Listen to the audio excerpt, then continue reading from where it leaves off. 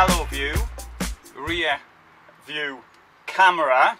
I hope I can say it like that. Let's have a quick look at some of the information which is written on the back, and well, start off the front. So it's got up to 3 camera inputs, 10 to 32V wide voltage input, so we're using 12, so a 12 volt, onboard speaker, quick switch, only 0.8 seconds needed to switch from one camera to another, and 8 languages.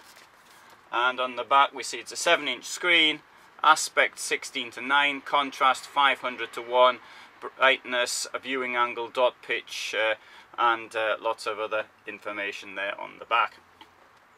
Power consumption is a maximum of 6 watts, which is very low. Operating temperature -20 to +70. Well, let's hope it doesn't get to +70. And the storage temperature, should you want to store it, goes to +80.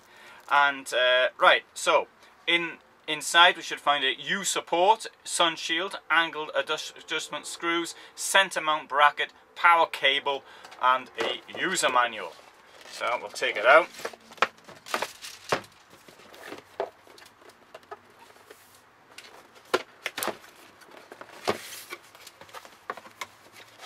User manual.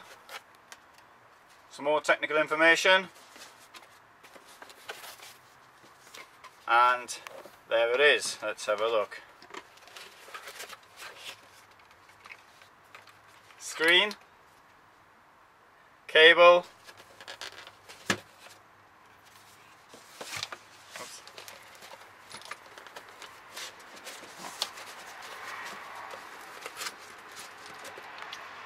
External camera,